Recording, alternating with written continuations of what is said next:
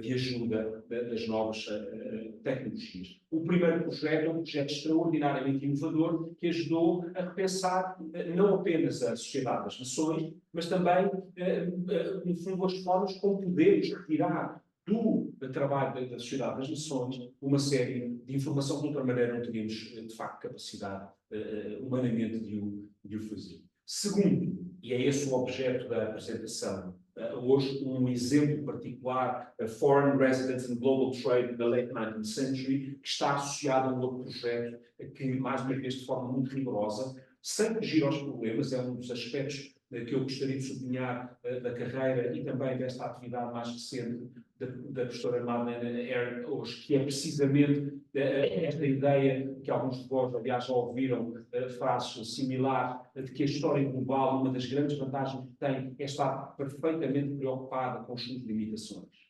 E, portanto, não estamos aqui, como outros paradigmas, a vender, no fundo, metodologias pronto a vestir. Há uma enorme consciência das limitações da história global, mas, ao mesmo tempo, há uma tentativa de, neste caso concreto, através do cruzamento entre problemas geográficos e inovações tecnológicas particulares, de reinventar o pensamento histórico, de reinventar o ofício do historiador. E esta apresentação decorre precisamente de um dos novos projetos que se chama Global Information at Glance, Power, Law and Commerce through the Lens of Asia Directories. Recomendo vivamente, aliás, o resumo que a professora Madeleine Herren-Oesch nos providenciou, tem links, vocês podem carregar, explorar os sites e vocês vão encontrar vários estudos sobre, no fundo, o projeto e o que é que está a ser feito de inovador em torno deste diálogo frutífero entre a história e as digital humanities, as humanidades digitais. E julgo para todos nós, em diferentes níveis, estas reflexões são muito interessantes e podem ser muitíssimo interessantes. Ontem, em conjunto com o Dr. José Pedro Monteiro e o Dr. Hugo Louro, já estávamos nós a pensar em dezenas de aplicações possíveis com a professora Madeleine Herren-Oesch sobre tópicos que dizem respeito à história, por exemplo, de Portugal, ou à história dos impérios, e infelizmente nós estamos ainda muito longe deste tipo de exercícios, são vocês certamente a fazê-lo com excelência. It is a great pleasure to welcome you here. I promise that I only said good things about you and your work, and the floor is yours. We have time for your presentation and time for debate. Again, if you have questions, please feel free to do them in Portuguese or in other languages that we are able to translate. We hope that this hour and a half, more or less, can be useful to everyone. And thank you, Professor, for being here, and we look forward to hear your thoughts on your topic. Thank you. Thank you very much for having me here. It's a pleasure to be here in this wonderful place, and it's a pleasure to meet you and also the students community. And I would like to make some sort of a discussion out of my presentation. So I will give you context where my research is placed within the global history discourse. Then I have asked you to flip through the website of our foreign residence database, and I'm really curious whether this is useful for you as the next generation of researchers or probably not. So let's talk a little bit about that, and don't be afraid because of English. My English is far from perfect, so we will manage somehow to understand each other. And then in a second part, I will give you an example of a specific place where you can see what we can take out from this database, which kind of historical information, always connected to global history. Now I start with positioning my research within the global history discourse, and of course, you know, there is a lot of publications, and what I'm doing here is really roughly to show you who bulky, which, to my understanding, are dominating actually the discourse. One is these are the publications on the right side of the slide, a new form of history of global capitalism, and the other side is more about global family networks. Let's take first the history of global capitalism. Here you can see clearly how the world of the 21st century has changed, and I give you one of my favorite quotes from the New York Times, published in March of last year. The historian Quinn Slobodian, so this is the author of the capitalism book, describes today's world and how illusionary that is to think international relations, but also the power relations of this world in just national entities. As you can see, he says the modern world is marked, perforated. It's ripped and pinpricked. And inside the containers of nations are unusual legal spaces, anomalous territories, peculiar jurisdictions. And this is the description of the 21st century. And this didn't start in the 21st century. So we have an interest to explain from the historical point of view, how come that we have just a fragmented world these days? And one of the answers is indeed to go a bit deeper in this global history discourse. I just go back and show you again the others. It's quite amazing that a lot of books are published based on family networks. And it's very typical why this is the case today. The New York Times bestseller description of Montefiore's latest bestseller with the modest title, The World.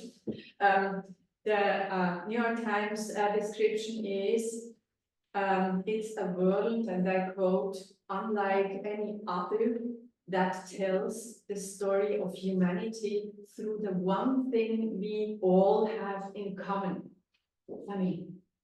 And this is exactly the rationale because, why in global history family networks are becoming so interesting, because it oversteps the methodological nationalism, it oversteps the whole narrative about nations as the only entities which can act.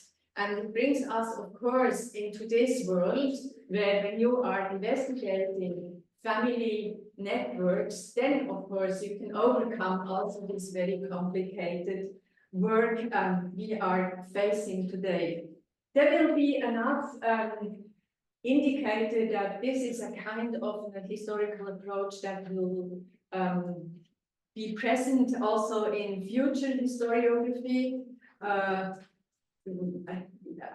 Perhaps you read also Emma Rothschild's book, An Infinite History, that is a story of a family in France over 3 centuries.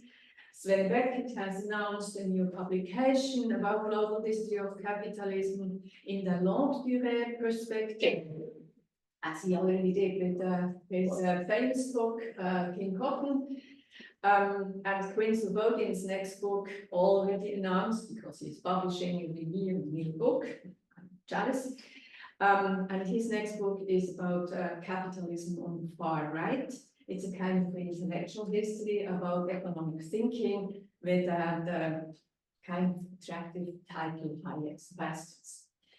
So we can see in this focus on global capitalism on one hand, and the emphasis on global family networks on the other hand, we can see in that a reaction against national limitations in historiography. And of course, it also clearly shows that we here in the 21st century are living in a period of transformation. And the discourse about global history clearly shows the need for reorientation in the 21st century. historiography. And that brings me to a very personal statement. I used to shock my history students always in Basel. I'm already in Heidelberg. Introducing my work, I was always saying that I'm a historian, therefore I'm not interested in the past at all. Said that, I'm very, very interested which parts of the past today's society needs so desperately that this part of the past is turned into history. And this is the important part. When we are talking about history, we are talking about how the present society deals in a way with the past. And that's why I can congratulate all of you. You made the right choice. Studying history is exactly the thing to do for having an analytical tool to handle these transformations we have today in the 21st century. Now, let's go any further. What is my hypothesis? I would like to discuss with you what kind of historiography we need to access those actors who operate on a global level, but beyond the reach, the control, the domination of nation states. My hypothesis is that we need to think about transit as an important historical category.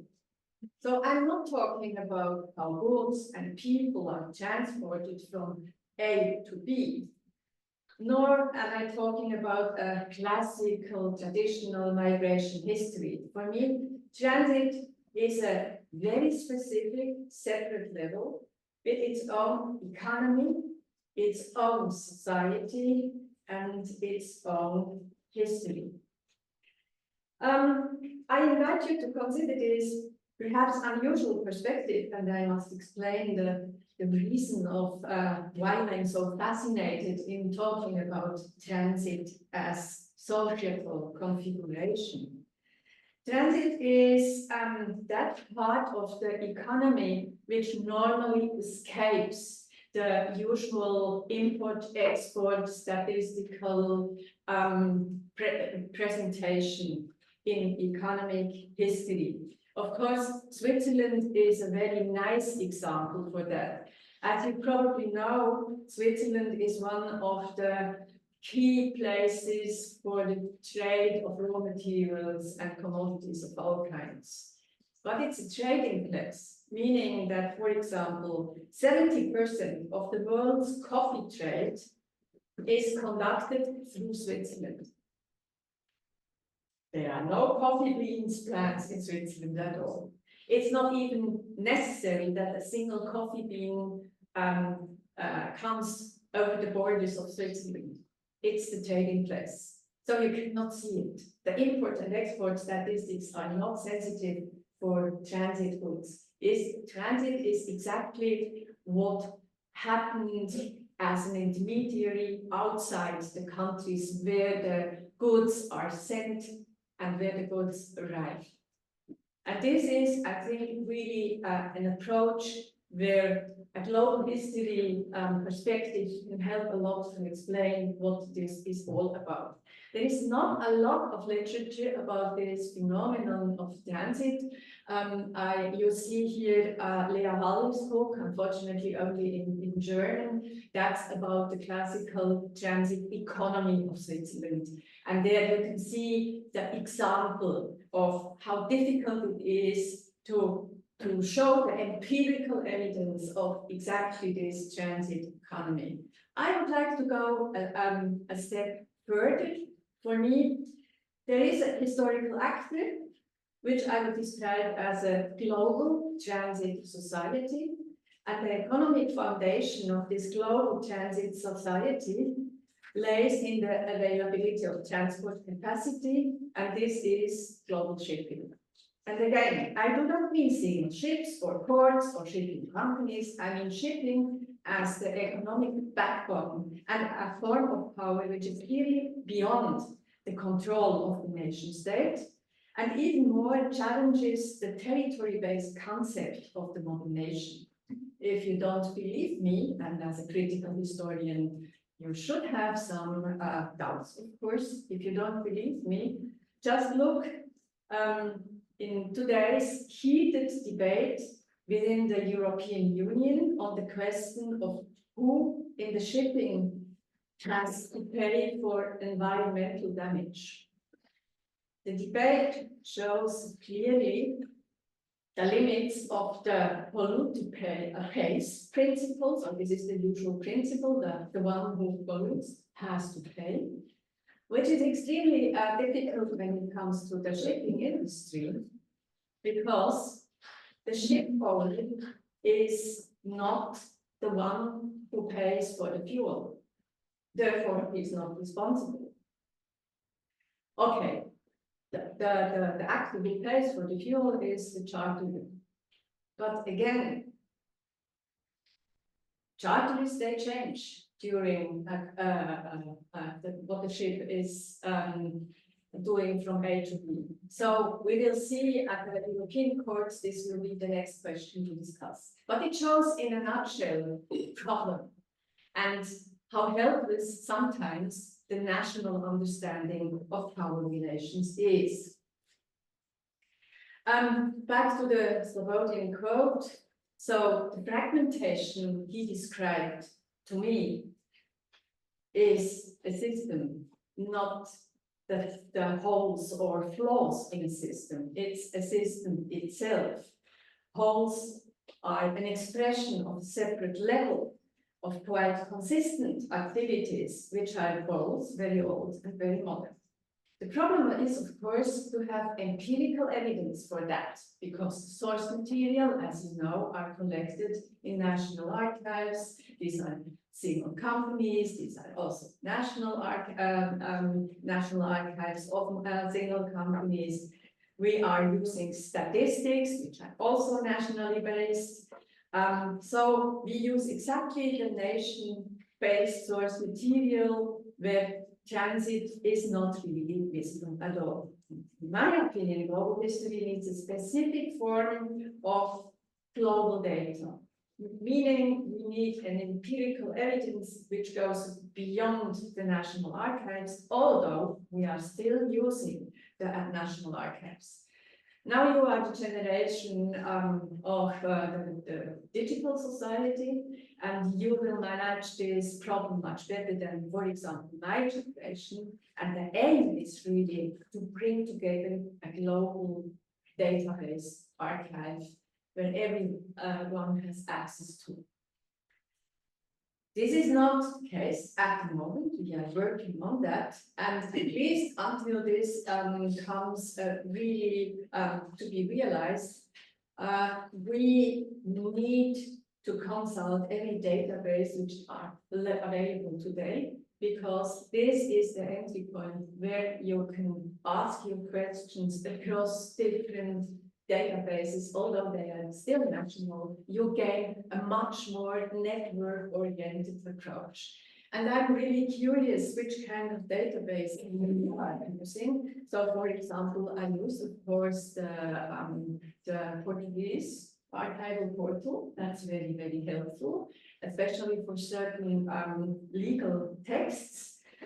And what you can see here are databases which are open access, so you do not have to charge your credit card to get to consult them. Of course, they are much more where you pay quite a lot of money. I'm just interested to understand a little bit more which kind of databases you are using. And in this context, I offered that you can also check this Asia Directories database as an additional way to approach global data. And I say additional way. Of course, you need to contextualize what you gain out from these databases. It's not a standalone thing. It's not enough just to consult one and then it's good. You have to connect this information in new ways to each other. And this is also from different reasons that people think to do, because we have problems to travel. as freely as it was the case when the Global History Project started. And in addition, also from ecological reason, we should have an opportunity to do global history on this digital. I just would like to mention the Japan database. This is amazing. It's one of the databases where the finding aids are translated in or accessible in English. And because it's a database that includes the whole diplomatic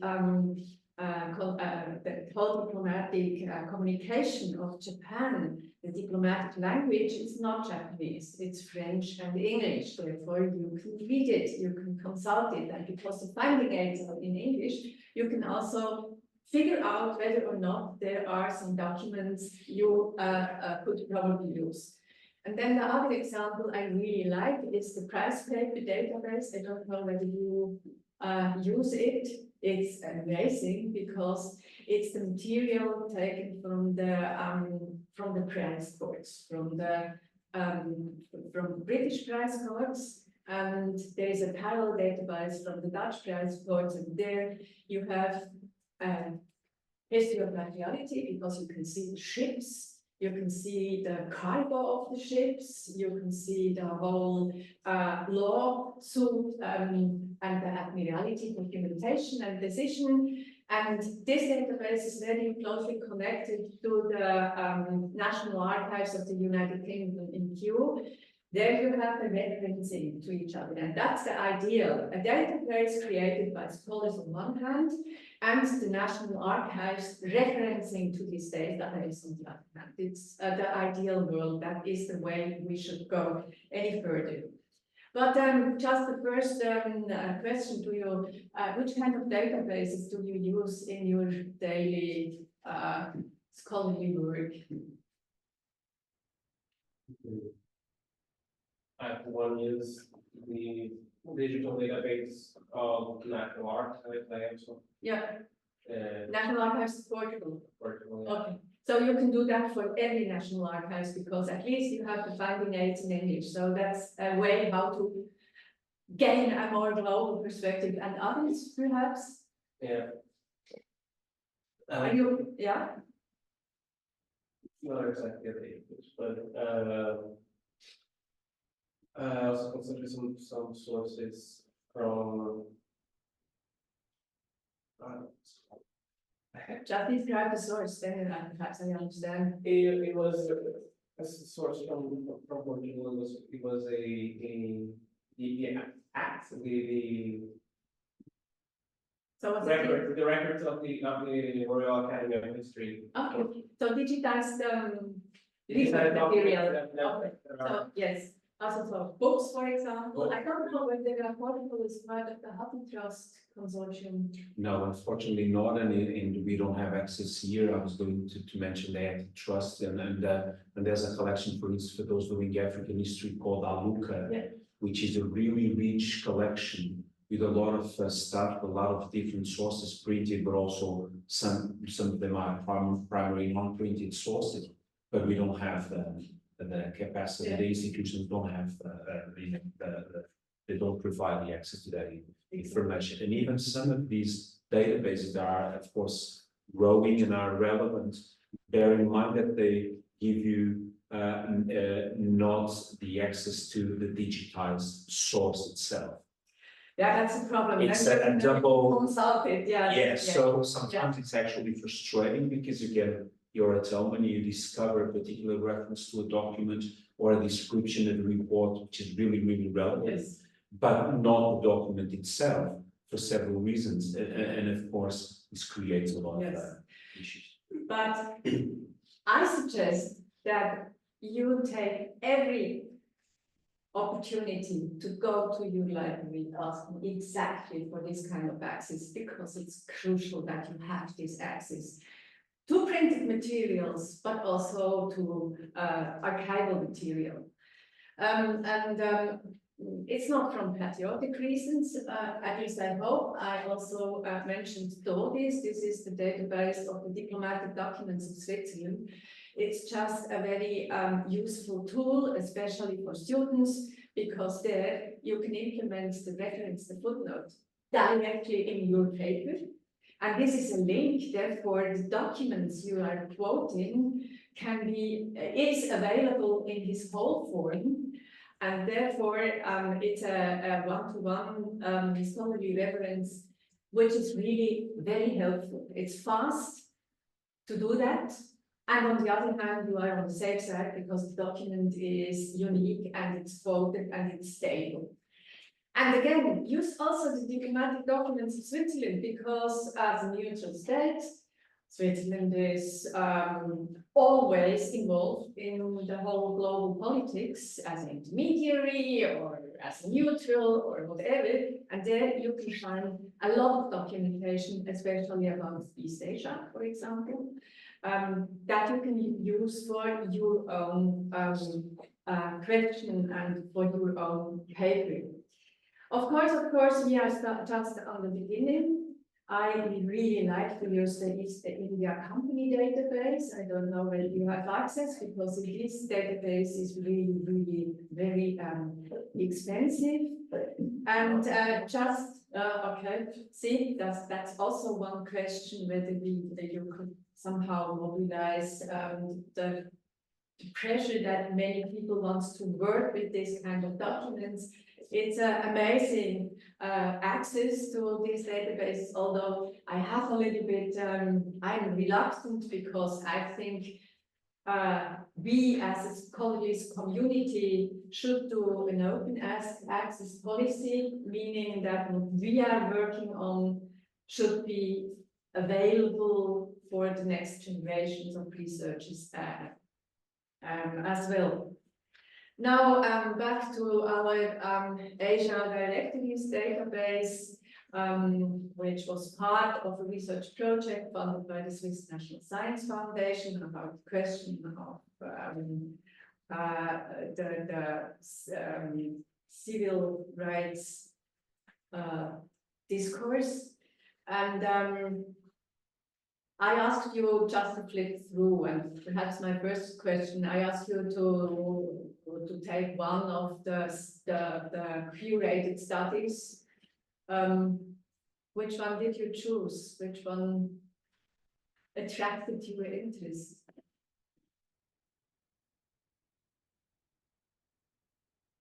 Yeah. I can give the example of the women's directories. Yeah. Because I was, not just because you were the one who co-wrote it, but also to understand how you could transform a particular field, which normally is, not at the center, unfortunately, of a lot of analysis, the particular topic.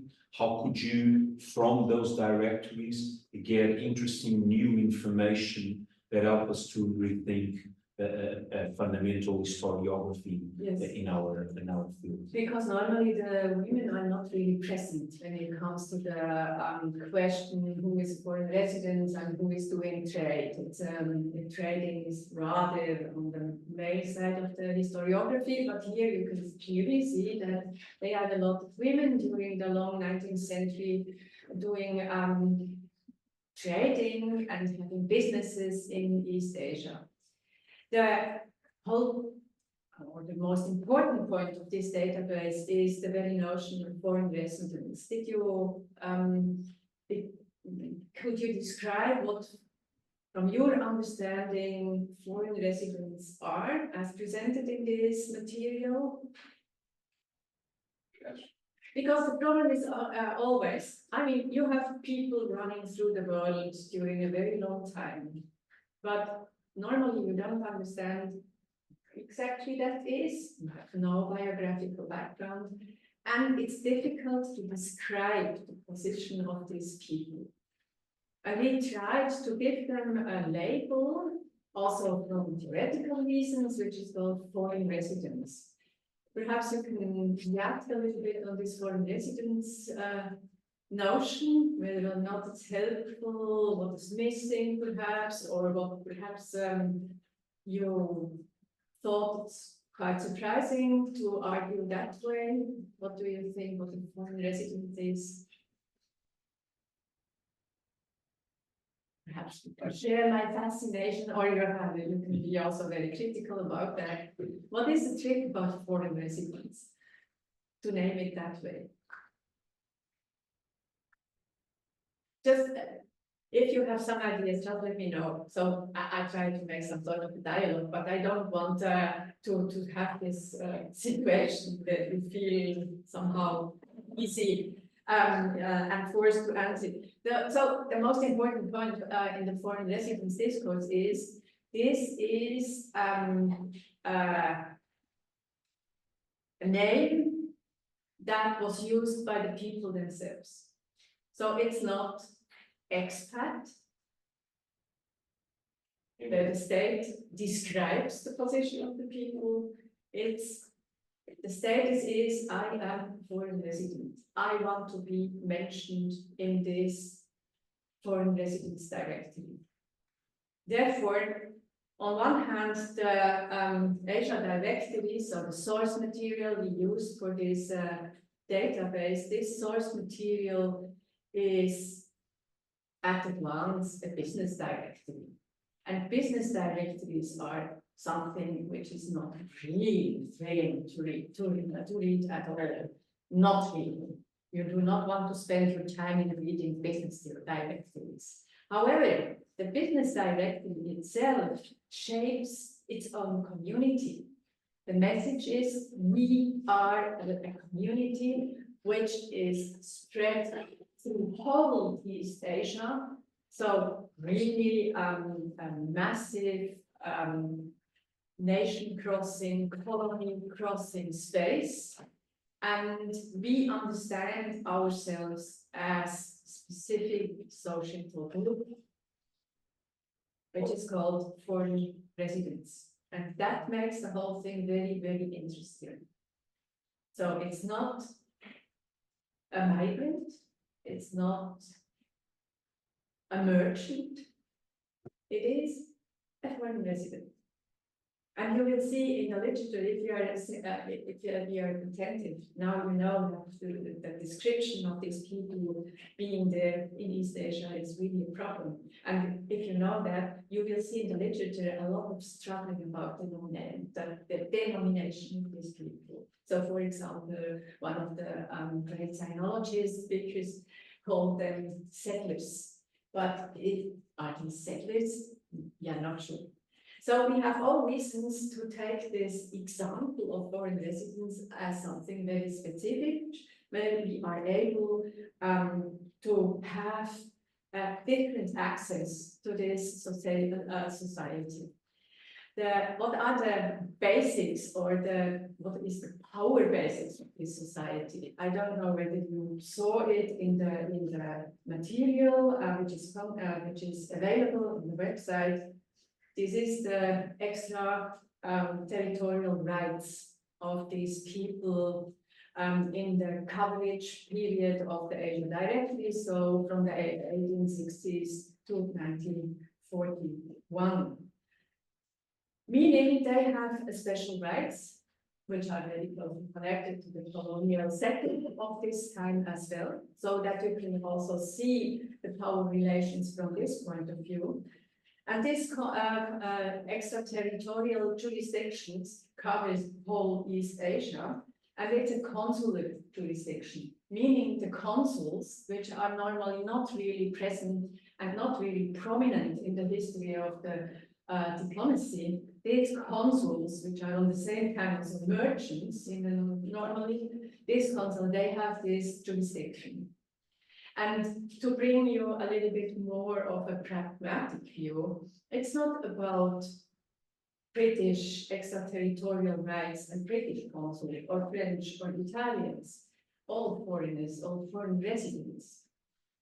These people declaring themselves as foreign residents, they join the extraterritorial rights of the imperial powers. So if a Swiss trader comes to Shanghai, he went normally to the British consulate And to be on the safe side, also to the French and to the Italian consulate saying, I'm a foreign resident, I'm under the extraterritorial jurisdiction, which then made some difficult conversations from the British foreign minister to the foreign minister of Switzerland saying, hey, you can't do that. You cannot send your people to East Asia and then they apply in every consulate for the extraterritorial rights. But this is exactly the framework, meaning that the foreign residents have a specific legal basis to act, and this specific legal basis is closely connected, I say it again, to the consular jurisdiction and to the imperial history. It's connected to the whole colonial history, so that you can really see on a very societal level the mega trends of the historiography of the 19th century as well. I just want to avoid that this foreign residence history becomes too individual, too personal, and not anymore connected to the historiography of the 19th and beginning of the 20th century. If you want to read a little bit more about extraterritorial rights and what that makes with the foreign residents, there are some publications we made also in the context of the citizenship project in Basel. Of course, you can then use the information in different ways. You can, for example, make a map, and then you have the foreign residents located at the moment in 1899, where you can clearly see that, of course, the port cities are quite important for these foreign residents, but it's quite amazing that you have also in more rural places and in more distant places to the port, also these communities. And I just show you how the cover of these data directories looks like. So it's really as the example of the 1930s is telling you, it really covers the whole Far East. This is the idea. And every book is that size. So around 1900, you have 2,000 pages. Again, you do not want to spend the time of your youth in reading through these books. You can do it, but it doesn't make sense. But it makes a lot of sense that you have the information available in digital forms, although this information is limited exactly to the list of foreign residents. So in each of these volumes, you can find a list of foreign residents, besides additional information about everything you need to know if you stay in the Far East in between the 1860s and 1941. So you need to know about the climate, you need to know about the currency, you need to know where the next church is, where the next graveyard is, because sometimes people are dying also. You need to know where the next cricket clock is. So all this information are in these books.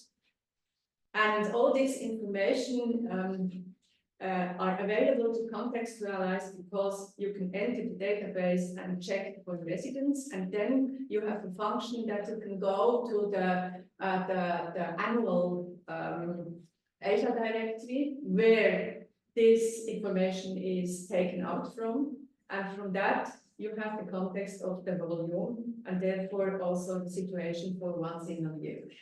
You can access also these volumes by multi-trust or even via Internet Archives. Some volumes are there as well. But our problem was we realized that there is no single library across the whole world, and we checked from Hong Kong to Lisbon to whatever, Hamburg.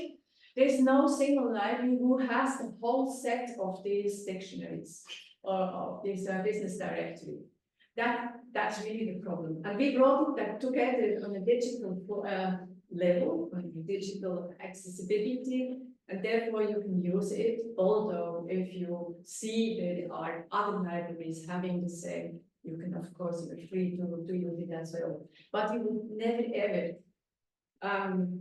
be able to build some sort of historical argumentation if you have only 2 volumes available somewhere and you have no idea how the whole thing continues. So you have both. You have a chronology on one hand, but you have also the opportunity to say what happened in a certain year.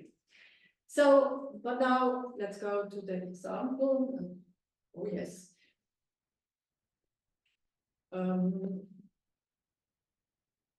Okay. Here.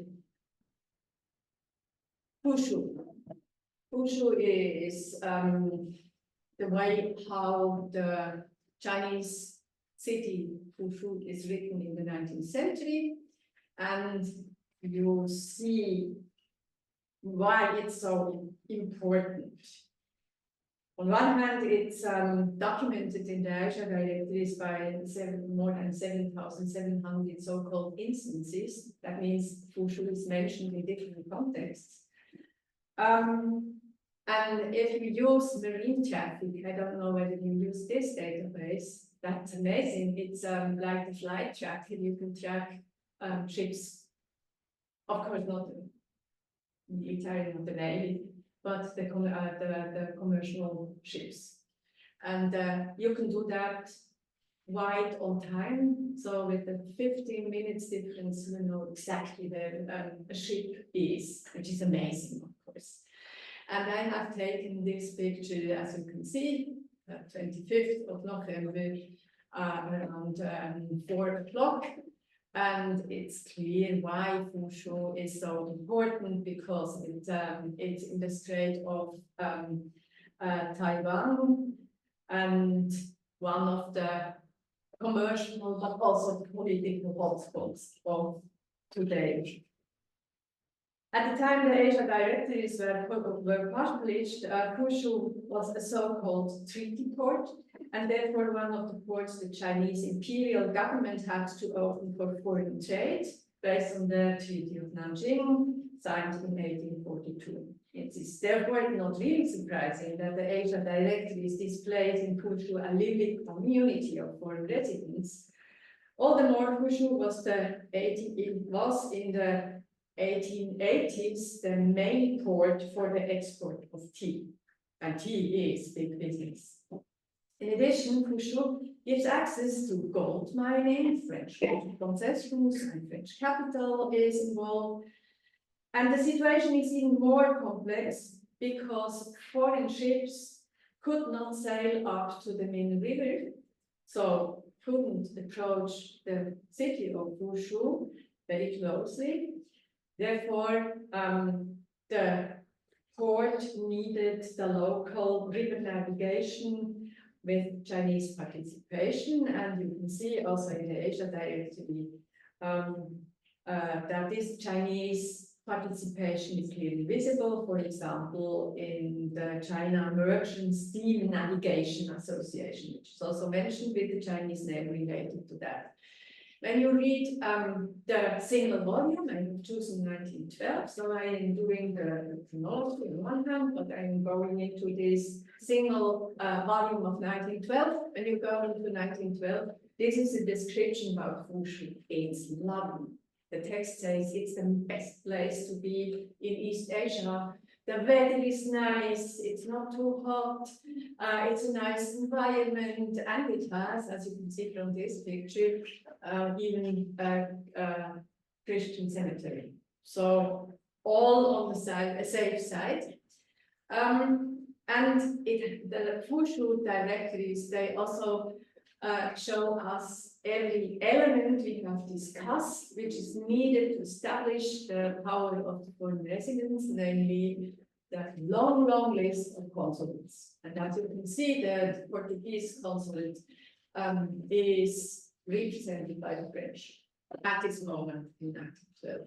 But you can also see, for example, the representation of the Young Men's Christian Association and even of the Young Women's Christian Association, because this publication on the right-hand side. So you can find all these elements that you need for a historical reconstruction of the not only the commercial but also the personal lives of these foreign residents. So I have chosen one example to go a little bit deeper, the Masonic Lodge. Because I was so surprised to see the Masonic lodges so widespread in whole East Asia. And the Masonic lodges, I do not want into the details of the history of the Masonic lodges, but they are quite interesting because the Chinese and Japanese participation within these within these Masonic lodges is quite considerable also. And on the other hand, Masonic lodges, they are connected to each other. It is, of course, not only the English lodges, which are here, different lodges, so they are connected to each other, and you have some sort of an entry point to a global historical network, which could be quite amazing. So I'm not going into the details. There's a whole debate about who brought the Masonic lodges into this area. One point is, of course, it's the Swedish East India Company, British, not the Swedish, and another discussion is, no, of course, the Portuguese. Of course, the lodges came via Macau. So we don't go into this details, but we want to see what kind of personal information we gain when we follow these people mentioned as Masonic Lodge in Fushu. So what do we have? We have, for example, tea inspectors. And again, these names are not accessible. If you are looking for tea inspectors, you will not find it. If you do not have names, you will have very, very big difficulties to gain a picture about their biographies and about their lives. And what we want to do is really to give them history, also on a biographical basis. That you can do with this information. Again, you need additional information, but at least you have a name. And then you can follow and check additional source material about that. So we have tea inspectors, we have if we go back, this James Helbling.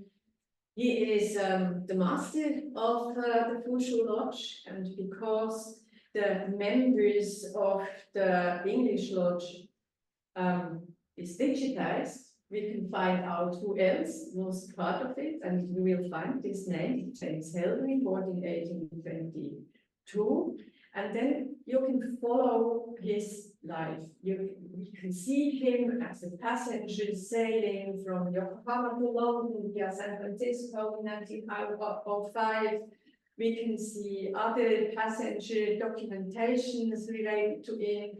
We know that he married in 1907 Barbara Theodora Jeffrey.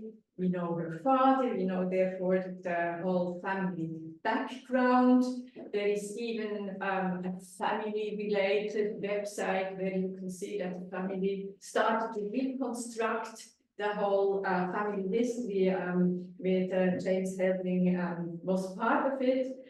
And we can see that he died in 1948, so he covered from 1827 to 1948, the whole period of the big wars, and he was until the 1930s always in Fushu, although traveling back and forth, but he was always in Fushu. And the register of the United Grand Lodge of England tells us that he was initiated as a member of the Fushu Lodge in 1898. So this is also a kind of a social platform people were meeting in this time. We have quite other tea inspectors as well, and tea inspectors are very important because they are doing the controlling. And one of my favorite example is Charles Campbell's Kellogg-Rogers, who was a PM, that means a provincial grandmaster. And we have quite a lot of interesting information which are usually difficult to reach. We know that he married the daughter of the East India Company merchant who died in Fushu in 1902. And the year before his father-in-law had died, Kellogg-Rogers lost his wife, Mary Rose Galton Kellogg-Rogers, and you can see that the grave still exists in the Fushu Mission Cemetery, which is quite amazing because not a lot of missionary cemeteries are preserved. It was a political decision after World War II that the Chinese government destroyed quite a lot of these examples of colonial rules. This cemetery is still there, and members are taking pictures. What you can also see, and that I found quite amazing, is that Kellogg-Rogers had an ink stand, which then came later, 2014, to an auction.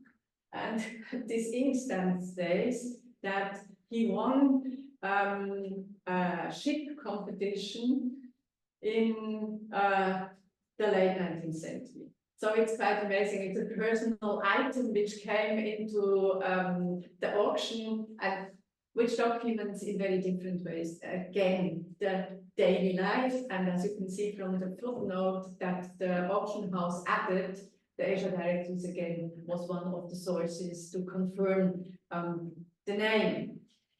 You can also see that this tea inspector made what was quite usual for other foreign residents, namely that they started being employed by one of the big companies, but then they opened their own business. And they were partners of the company. In this case, the company, Craig and Company, was his field of activities. And again, we have also a quite interesting information, as you can see from this document below. This is a marriage certificate of his daughters, where he acted as you see his name on the right side. So he is declared as a master, as a merchant. Yes, exactly, there is it. And that's the father's name, and he was present, but because he signed also this marriage contract, meaning that for this kind of important events in the personal life, they went to London, but they didn't stay in London, they went back to Suíça. So it's quite interesting. So we have the tea inspectors, but the other ones also present in the Masonic are, of course, those working in banks, and these are the huge banks. So, for example, the HSBC, this is a remarkable player with head offices in Hong Kong, not in London, but in Hong Kong. And this bank was especially useful for the foreign residents in Asia, since this bank handled a still bimetallic situation. So, where the main currency in Asia was still silver, the Hong Kong silver dollars, while Europe became based on the gold currency after the German unification, and the HSBC was very crucial, also very crucial for the loans, state loans for Japan and China. So that's a huge player. Now you have the opportunity to see who is working for this huge player as well. And then there is another group, namely those working for the Chinese state, although they are not Chinese. First of all, the imperial maritime customs, and then also the imperial Chinese post office. I leave out the post office is one of my other hobbies, because it's quite interesting that these post offices are still mentioned here. But what I would like to highlight is indeed this imperial maritime customs. And I found the social background of one of the people working for the imperial maritime customs, namely, this is Frederick James Roswell, very touching. This person is born in 1863. He served in the Royal Navy from the 15th of February 1878 to June 33, 1884. So he entered the Navy service with 15 years old, and he left after that the ship in Shanghai. The reason why is a difficult, very difficult family background, because his father, working for a butcher in England, came to asylum in 1871 when the boy was 8 years old. And you can find out all this information in the United Kingdom Royal Navy Register of Seamen Services, also available online, by the way. And this boy went just to the Royal Navy because it was obviously not enough money around to support him in any different ways than going to the Royal Navy. And he made it, he survived this period, which is also already quite remarkable. He survived the Royal Navy service and then came to Shanghai and became one of the specialists working for the Imperial Maritime Customs Service. He was the observer of the Tide. And then you can follow him through the whole ports, and he ended up in Fushu, where he was also a member of this Masonic Lodge, which was quite surprising and quite remarkable. So this Maritime Chinese Customs Service, that was legally an administration of the Chinese state. In fact, the Chinese Maritime Customs Services was established in the aftermath of the Opium Wars and is until today heavily discussed as a cornerstone of British indirect and informal imperialism. So in research is always mentioned that Fushu had established a Chinese custom house in 1861, and since then a crew of civil administrators works in the name of the Chinese state, although they are not Chinese at all. And in the literature published in the 1930s, came even up the idea that this Chinese customs administration is a forerunner and a model for the League of Nations. Can you imagine this semi-imperial kind of administration is celebrated as a forerunner of the League of Nations? So, of course, today's scholarly discourse goes another way around, saying that this was a crucial instrument for the treaty port systems with very, very strong connections to the international bank system. But again, it's difficult to find out which position this this person's working for the maritime Chinese customs, coming from a different foreign background. It's not only British, it's quite international. What's their special impact on this whole situation is? So I can only invite you also to consult a little bit the literature. I have here one example about this international Chinese administration. And in this book, Chang argues that in the lifetime of the Chinese customs administration, you have 11,000 foreigners working for China, but also 11,000 Chinese. So there is a sort of a transcultural interaction, which is not really well investigated, and where you have also a possibility to have access to the information needed to start such investigation. Now, I'm shortening a little bit because we are quite running out of time. After these different groups, so the tea inspectors, then the banking people, then those working for the Chinese state, we have quite a lot of people, as you can see in this Masonic Lodge list, working for the Dutwell company. And this is now really one of the big shipping companies active in East Asia. They have even their own flags. They have the main seat in Hong Kong.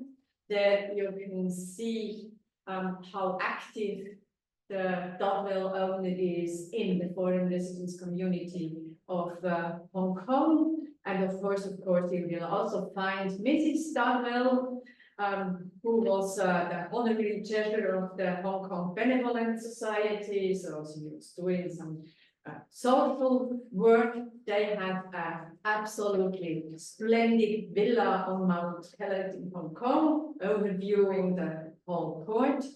And this company was present in whole East Asia. And you can see that they were selling ships, that they were buying ships, and you can also see from this example how important information transfer is for these foreign residents. Because the Dutwell owner, he knew, for example, exactly the moment a silkworm disease almost destroyed the Mediterranean silk industry, and Dutwell responded to this crisis and shipped silkworm eggs to Italy to save the silk production. When he realized that the Canadian Pacific Railway connected Pacific and Atlantic Ocean, Dutwell started a close cooperation with the Transcontinental Railway and finally profited from the Klondike Gold Rush. So you see this company everywhere. And it's quite amazing that even in the Masonic Lodge in Fushu, you have the representation of this company. And the story didn't end with the 19th, not even with the 20th century. This is today the company which continues the history of the Dutwell company, and it's a huge one again. So let's conclude. We can see a densely entangled society looking through the Asia directories foreign residence lists. In the 19th century, foreign residents benefited from the extraterritoriality under colonial rule, but this privilege was to disappear in the course of the 20th century. It is very interesting to note that the transit society was astonishingly crisis-proof, as the example of Fushu also shows. Although the Asia directories praised the pleasant climate and the scenic beauty, it should not be forgotten that the French army attacked the Chinese arsenal in Fushu in 1884. So it's not a peaceful environment at all. Paradoxically, the really important change in the status of foreign residents came with the rise of citizenship after World War I. This fact that from that moment onwards, every person could be clearly assigned to a nation was to become apparent during the Second World War. Foreign residents during the World War II became now enemy aliens and were imprisoned in camps. I do not go into the details to what extent foreign residents of neutral countries profited from this situation. You can check that with the Portuguese members, but also, for example, with the Swiss members. However, although this changed, so citizenship was crucial for structural new development. Although this changed, the economic background of the transit society, namely shipping, remained in place even during the wars. Cargo ships still circulated, And there are good reasons for this, which brings us back to the Slobodin quote. And as you can see at the very end of the quote, without understanding these entities, all these faults, all these inconsistencies, without understanding these entities, we risk failing to understand not just how capitalism works, but all the continuities between the past and the present eras. So, what is my consequence out of this? I'm currently reading the magazine Shipping Watch, and I really can recommend this because it brings you in a completely different world where you understand the limitation of a historical thinking within categories of nations in a completely new way, in a little bit in a fragmented way, by the way. I'm also reading the annual report of the development of maritime transport, which is published yearly by the United Nations. And just look the list where the 30 most important sea nations are published. And then you will find, that was looking forward, I was thinking, what? You will find Switzerland in this list of the most powerful seafaring countries. Switzerland, a landlocked country in this list. Oh yes, that has also to do that the most largest shipping companies are located in Switzerland. And again, you would never ever think about to start a Swiss history mentioning the connection to global shipping, although it's there and it is important, and it can be seen through the theoretical framework of global history. And what I'm also doing besides Shipping Watch and review of maritime history reading, of course, I keep also an eye to the development of the maritime transport, as shown here by the marine chapter. There you can see where the ships are, and it's again a very situative picture, and you can see how many ships are circulating these days, and it's kind of the visual proof that today between 80 and 90% of all commodities trade is shipping trade. So we have all good reasons to go any further with this global history approach. Thank you very much for your attention. Please feel free to ask whatever you think is needed to be discussed. Thank you.